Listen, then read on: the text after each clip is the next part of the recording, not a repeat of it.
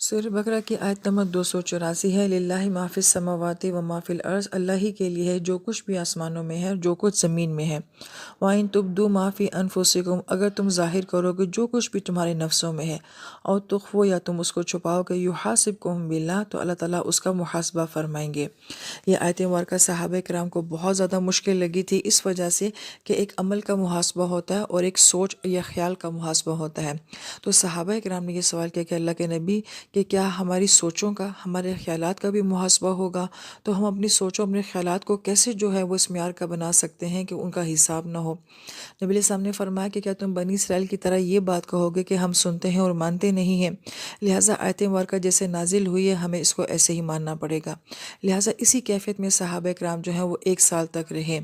یہاں پہ بڑی غور طلب بات یہ ہے کہ ہمیں جو بات سمجھ نہیں آتی ہے، جس کی لاجک ہمیں سمجھ نہیں آتی ہے، ہم کہتے ہیں کہ ہم نہیں مانتے، ہمارا دل نہیں مانتا، یا ہم کہتے ہیں یہ دین ہے ہی نہیں۔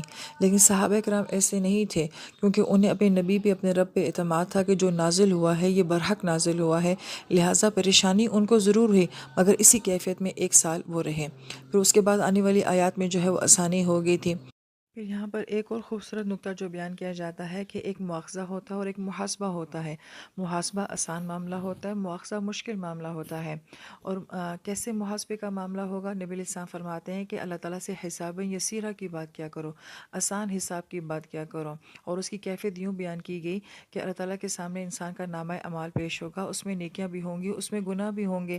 لہٰذا اللہ تعالیٰ کسی بندے کی نیکیوں کو دیکھیں گے تو ان کو اتنا سراہیں گے، ان کا اتنا پسند فرمائیں گے کہ اس بندے کے گناہوں کو دیکھا ہی نہیں جائے گا اور جنت کا فیصلہ کر دیا جائے گا۔ جیسے کہ جج کے سامنے کسی ملزم کا کیس پیش ہوتا ہے تو وہ سرسری سی نظر ڈال کے جو ہے وہ ملزم کے حق میں فیصلہ دے دیتا ہے۔ تو ایسا ہی معاملہ ہوگا، یہ حساب کا معاملہ ہے، محاسبے کا معاملہ ہے۔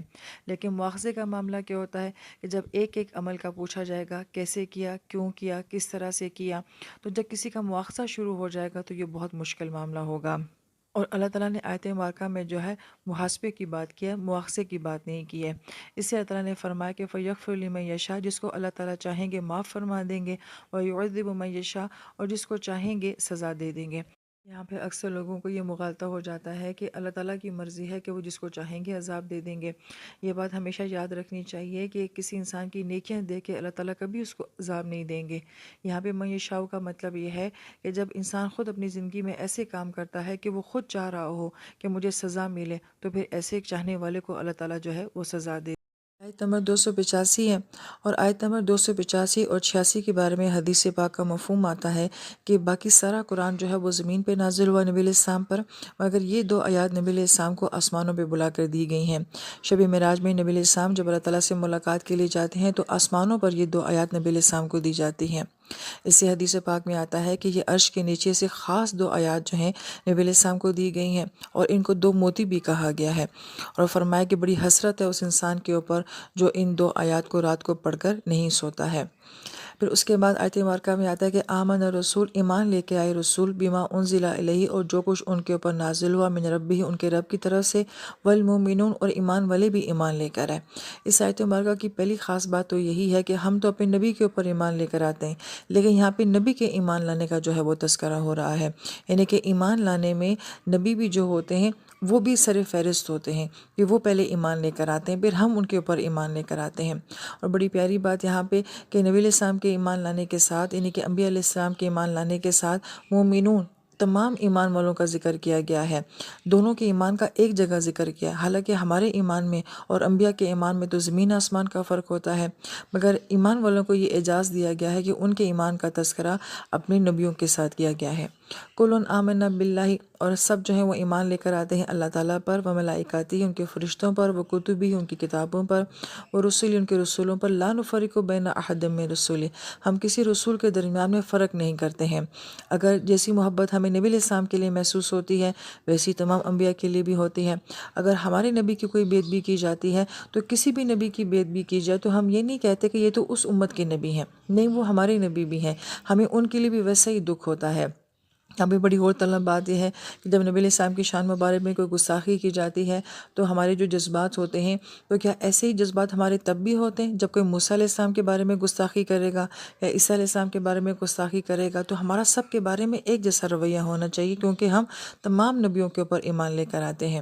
وقالوا سمعنا واطعنا، اور یہاں پہ صحابہ کرام کی طرح سے تعریف کی جا رہی ہے کہ پچھلی آیت مبارکہ جو ان کو بہت مشکل لگی تھی، انہوں نے کہا کہ ہم سنتے ہیں اور ہم مانتے ہیں۔ اب یہاں پہ مفسرین فرماتے ہیں کہ سننے کا ذکر پہلے آیا ہے، اطاعت کا ذکر بعد میں آیا ہے، کہ جب انسان سننا شروع کرتا ہے تو پھر آہستہ آہستہ وہ ماننا بھی شروع کر دیتا ہے، لیکن جو انسان سنتا ہی نہیں ہے تو اس کو ماننے کی بھی توفیق نہیں ملتی۔ جبکہ ہمارے ہاں یہ فلسفہ چلتا ہے کہ ہم نے سننا نہیں ہے کیونکہ ہمیں ماننا پڑے گا، اور ہم مانیں گے نہیں تو ہم گنہگار ہو جائیں گے، جبکہ قرآن یہ کہتا ہے کہ نہ سننا جو ہے وہ سن کر نہ ماننے سے بھی زیادہ بڑا گناہ ہو جاتا ہے، کہ تم نے اس کتاب کو سننے کے قابل بھی نہیں سمجھا تھا، لہٰذا سننا جو ہے وہ ایک نہ ایک دن انشاءاللہ اطاعت کی طرف ضرور لے کر جاتا ہے۔ غفرانک ربنا، اور پھر اس کے بعد معافی مانگ۔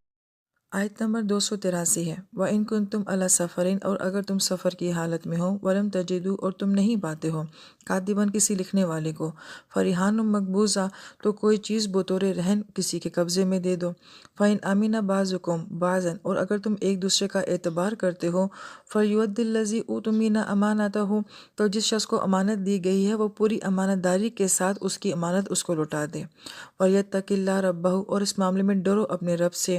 اب ظاہری بات ہے سفر کا معاملہ ہے، لوگ بھی نہیں ہیں، گواہ بھی نہیں ہوں گے، تو وہاں پہ سوائے خدا خوفی کے اور کیا ہو سکتا ہے۔ وَلَا تَكْتُمُوا الشَّهَادَةَ، اور گواہی کو کبھی مت چھپایا کرو۔ کاتمہ کا مطلب ہوتا ہے اس چیز کا چھپانا جس کو آپ جان بوجھ کے چھپا رہے ہوں، اور شہادہ کا لفظ جو ہے وہ گواہی کے لیے آیا ہے۔ ہم کلمہ طیبہ کو بھی کلمہ شہادت کہتے ہیں، اللہ تعالیٰ کی راہ میں جان دینے والے کو بھی ہم شہید کہتے ہیں۔ وہ ہے کہ اس لفظ کے اندر جو معنی پایا جاتا ہے کہ یہ ہونا ہی سچائی کے اوپر چاہیے، اس میں جھوٹ اور ملاوٹ نہیں ہونی چاہیے۔ وَمَن يَكْتُمْهَا، اور جو کہ جان پوچھ کے جو ہے شہادت یعنی گواہی کو چھپائے گا، فَإِنَّهُ آثِمٌ قَلْبُهُ، تو اس کا دل جو ہے وہ گناہ کرنے والا ہے۔ آثم فاعل کے وزن کے اوپر ہے، تو یہاں پہ گناہ کی نسبت جو ہے وہ دل کی طرف کی گئی ہے۔ اس کا مطلب ہے کہ ہمارے اعمال کا تعلق جو ہے وہ ہماری دل کی کیفیت کے ساتھ ہوتا ہے، اور ایمان بھی کہاں ہوتا ہے، وہ بھی دل ہی میں ہوتا ہے۔ گویا کہ ہمارے ظاہری اعمال کا تعلق جو ہوتا ہے ہمارے باطنی انسان کے ساتھ ہوتا ہے، تو جس کا عمل خوبصورت نہیں ہے اس کا مطلب ہے کہ اس کا دل بھی اندر سے خراب ہو چکا ہے، گندا ہو چکا ہے۔ واللہ بما تعملون علیم، اور جو کچھ تم کرتے ہو اللہ تعالیٰ کی ذات اس کو جانتی ہے۔ اور یہاں پر بھی وہی نکتہ ہے کہ جہاں پہ بھی مالی معاملات اور ظاہری معاملات کا تذکرہ ہوگا تو وہاں پہ تعملون پہلے آئے گا، اس کے بعد بصیر، خبیر اور علیم کی جو ہے وہ صفت آتی ہے۔ لہذا گواہی کا معاملہ، امانت رکھوانے کا معاملہ، یہ بھی ہمارے ظاہری معاملات ہیں، اس لیے یہاں پہ بما تعملون پہلے آیا ہے اور علیم کی صفت جو ہے وہ بعد میں آئی ہے۔ لہٰذا ترجمے میں اس نقطے کو ضرور دیکھنا چاہیے کہ جس کے اوپر آیت مبارکہ کی تکمیل ہو رہی ہوتی ہے کہ ہمارے کچھ اعمال کا تعلق جو ہوتا ہے ہمارے عمل کے ساتھ ہوتا ہے، اور کچھ اعمال کا تعلق جو ہے ہمارے قلب کے ساتھ یعنی کہ دل کے ساتھ ہوتا ہے۔ لہٰذا جہاں پہ عملی اعمال کی بات کی جائے گی وہاں تعملون پہلے آئے گا، اور جہاں پر قلبی اعمال کی بات آئے گی وہاں پہ ہم دیکھیں گے کہ بصیر، خبیر اور علیم کی صفت جو ہے وہ پہلے آئے گی اور تعملون جو ہے وہ بعد میں آئے گا۔ واللہ اعلم۔